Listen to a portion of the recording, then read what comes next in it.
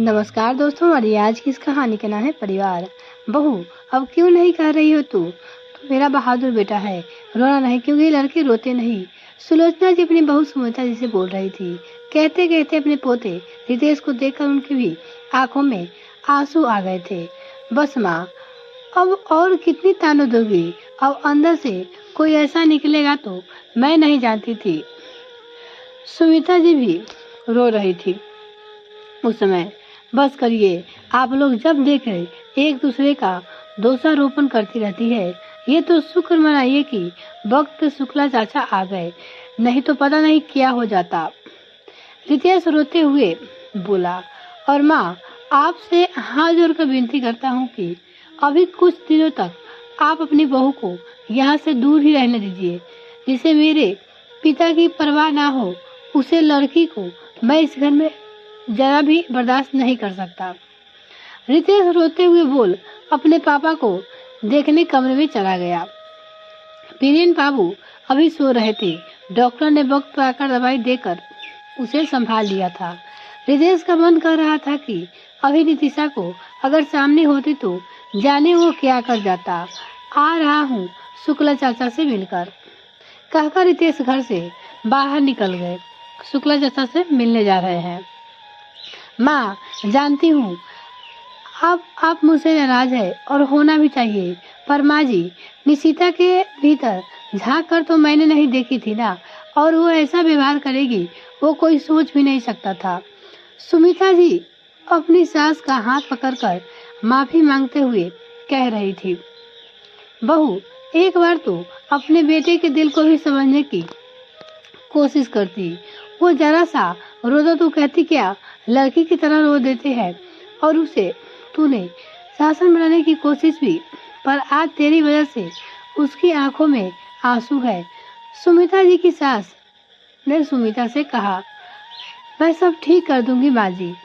अगर निशिता ने आकर माफी मांगी और ना अपना व्यवहार बदला तो रितेश और उसके रिश्ते का अंत ही करना सही रहेगा, वो बोली।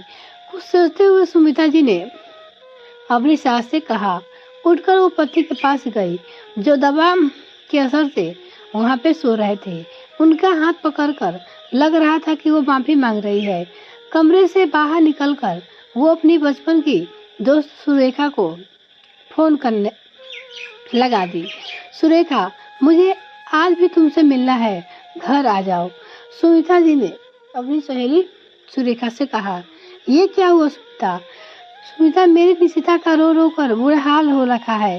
तेरे भरोसे ही अपनी बेटी के तेरे घर ब्याही थी। तुमने ही उसे अपनी बहू बनाने का वादा किया था, फिर उसे इस तरह घर से निकाल दिया।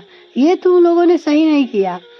तल्ख लहजे में सुरेखा ने कहा, बस आज शाम को तुम घर आना। निशिता को लेकर आने की जरूरत नहीं है, बाकी बातें शाम को करेंगे, कह सुमित्रा जी ने फोन रख दिया। शाम को जब सुरेखा जी घर आई तो घर में गमगीन सा माहौल था, और रितेश और उसकी दादी का अनमना सा व्यवहार सुरेखा जी किसी अनहोनी का आशंका जताने के लिए उसे काफी लगा था। क्या हुआ, मुझे घर क्यों बुलाया? सुरेखा जी ने पूछा।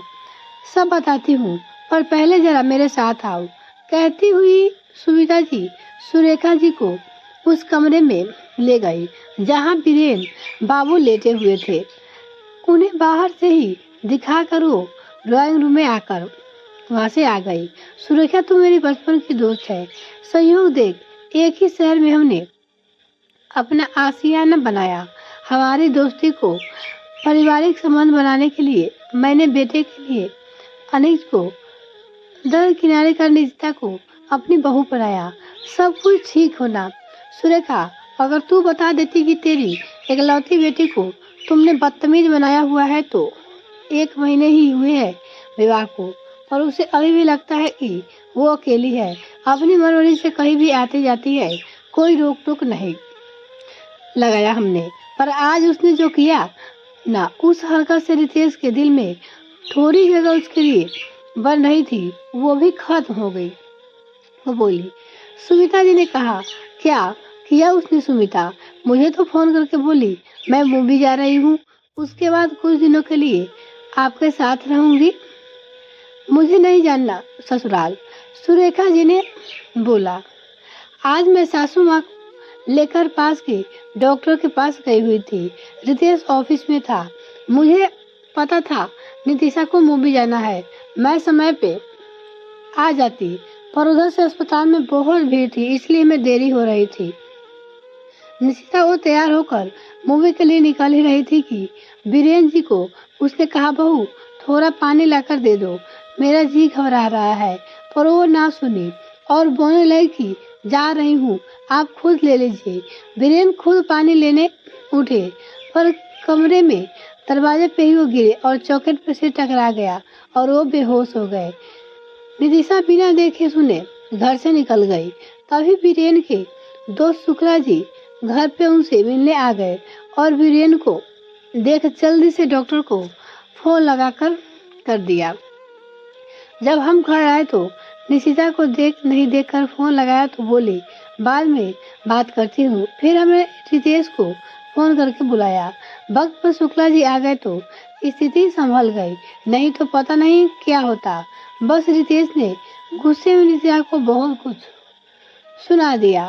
तू जानती है सुरेखा, रितेश हम सबको कितना मानता है, उसे अपनी पत्नी से इस तरह के व्यवहार की उम्मीद नहीं थी। मेरा बेटा आज बहुत रोया है, यहाँ तक कि यह कह दिया कि मुझसे आपकी पसंद पे आपको बहुत नाज था ना। अब करो नाज, जिसे आपके पति और मेरे पापा की जरा नापरवाह है। मुझे रहना नहीं है उसके साथ। अब तू ही बोल, मैं क्या करूं? निशिता को तू समझाएगी और रितेश उसे छोड़ दे। बिना लाग लपेट के सुमिता जी ने अपनी बातें कह दी। सुमिता, मुझे बहुत दुख हो रहा है कि सुनकर कि मेरी बेटी ने ऐसा व्यवहार किया। उसकी तरफ से मैं माफी मांगती हूँ। मैं अभी जाकर निशिता से बात करती हूँ, सुरेखा जी ने कहा अपनी सहेली से, और वहां से अपने घर चली आई। अगले दिन निशिता सुरेखा जी के साथ घर आई। हाथ जोड़कर अपनी करने की माफी मांगते हुए बोली, मैं कभी परिवार में ये सब देखी ही नहीं, हमेशा घूमना फिरना करती रही। मुझे शायद परिवार में कैसे रहा जाता है समझ नहीं आता, क्योंकि मेरे पेरेंट्स भी यही सब करते रहे। मम्मी जी, मुझे माफ कर दीजिएगा। मैं तो जाने कितनी जल्दी थी, क्योंकि मेरी सहेलियां बाहर मेरा इंतजार कर रही थी। मैं देखी ही नहीं। पापा जी गिर गए या जो कुछ हुआ, दूर बैठे रितेश से सब सुन रहा था। गुस्से में वो नितिशा के पास आया और उसका हाथ पकड़कर जरासी पापा के कमरे के पास लेकर आया। देखो, सिर पे पट्टी बंधी है तो गरगियत है, ज्यादा कुछ नहीं हुआ।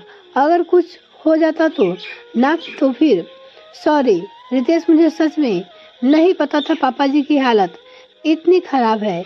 मेरा भरोसा करो, अब से ऐसा कुछ नहीं होगा। मुझे परिवार को समझना होगा।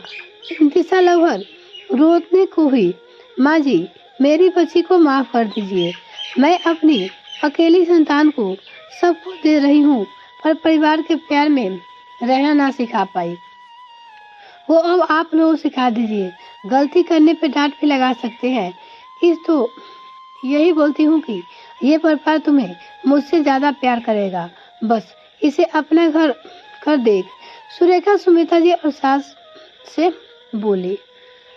नितिशा के चेहरे से लग रहा था कि वो शायद जानबूझकर ऐसा कुछ नहीं की थी। जाने की हड़बड़ी में निकल गई। अब जब माफी मांग रही है तो उसे माफ कर, इसे एक मौका और देना चाहिए। नितिशा दिल की बुरी नहीं थी, बस थोड़ी मस्त मौला और अलग थी, जिसका बचपन अभी गया नहीं था और शादी हो गई थी। समय के साथ उसने सबका दिल जीत लिया। दोस्तों, परिवार में जब अपने को तकलीफ लगती है तो बहुत करीबी रिश्ते भी बेगाने लगते हैं और आंसू निकल आता है, चाहे वो कोई भी हो। निशिता के व्यवहार से रितेश का पूरा परिवार आहत हुआ था, पर नितिशा को अंदाजे में नहीं था कि पीछे से ऐसा कुछ हुआ है। जब समझ आया तो उसने माफी मांग ली और परिवार में अपनी जगह बनाने में कामयाब हुई। यह कहानी आपको कैसी लगी कमेंट सेक्शन में जरूर लिखिएगा। वीडियो को देखने के लिए बहुत बहुत धन्यवाद। इसी तरह की कहानी सुनने के लिए हमारे साथ जुड़े रहे। अगर आपने अभी तक चैनल सब्सक्राइब नहीं किया तो प्लीज़ सब्सक्राइब कीजिए।